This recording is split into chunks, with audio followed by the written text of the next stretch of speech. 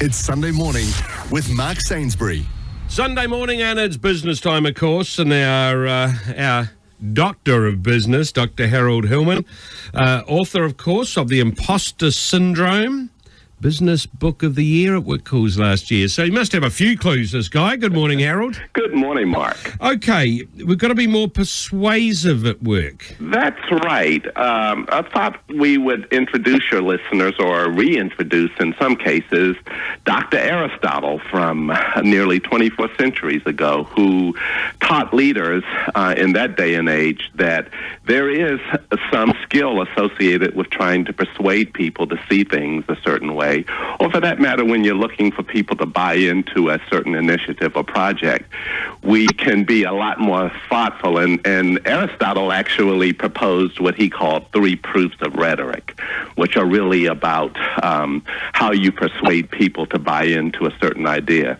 And he had 3 components to it. The first proof was logos, or the first form of persuasion is logos, which really refers to just make sure you have a sound, logical argument that people can track and they can follow quite simply, easy to digest in chunks.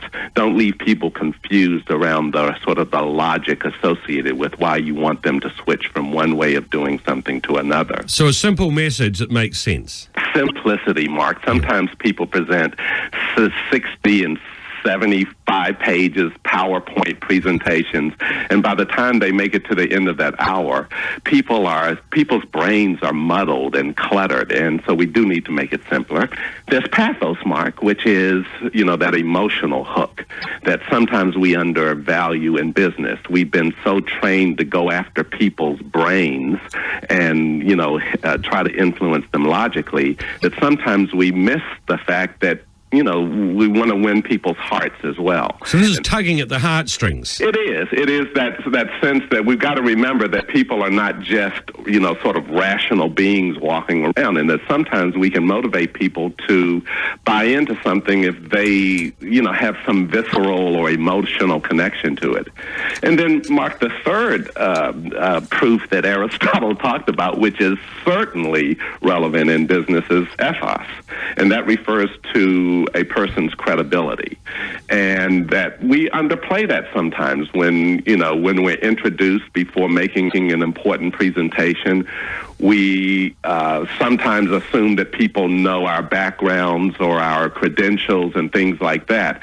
People will buy into an idea if they perceive that you, the presenter, really are expert at what you're talking with them about.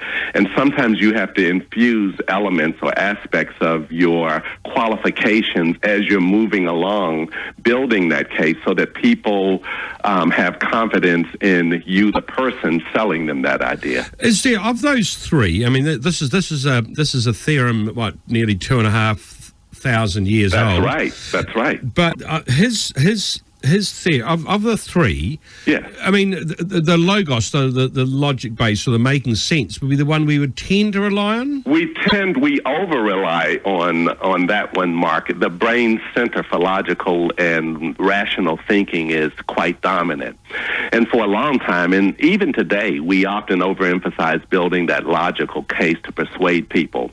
There are some folks who lead change initiatives, and they say, we have to win the hearts and the minds of our people. A lot of time we tend to focus just on the mind, and we miss that opportunity to connect through pathos. Okay, so Harold, someone's listening this morning, and they've got a big presentation next week. This could be a make or break for their career. Yes. All right. What are the must-haves? What do they need to do? Well, first of all, know their audience and know them in terms of what their starting point is, and do some homework on them to just sort of make sure that you don't do an oversell or an undersell. So don't walk in blind to who that audience is. And as you stated earlier, Mark, respect their desire for simplicity. Feed them your case in digestible chunks and have it build.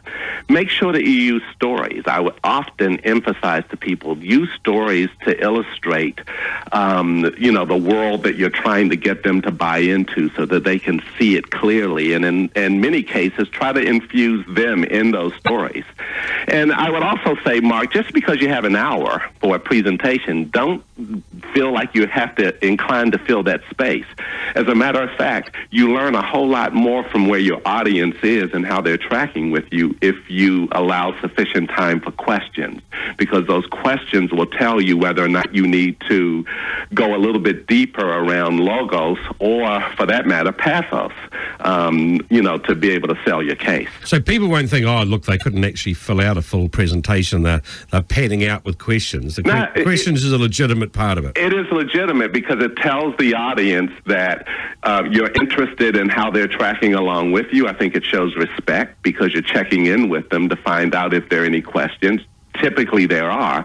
But again, it's a way for you to calibrate right there in the moment. Am I hitting the mark? Hitting this right on the mark, or do I need to adjust something in the moment here so that I can connect as effectively as possible with this group? Hey, good on you, Harold. Great advice as always, Dr. Harold Hillman. And you can check out his website, www.sigmoidcurve.com. And you can always follow the good doctor on Twitter at Dr. Harold Hillman. We'll be right back here on Radio Live.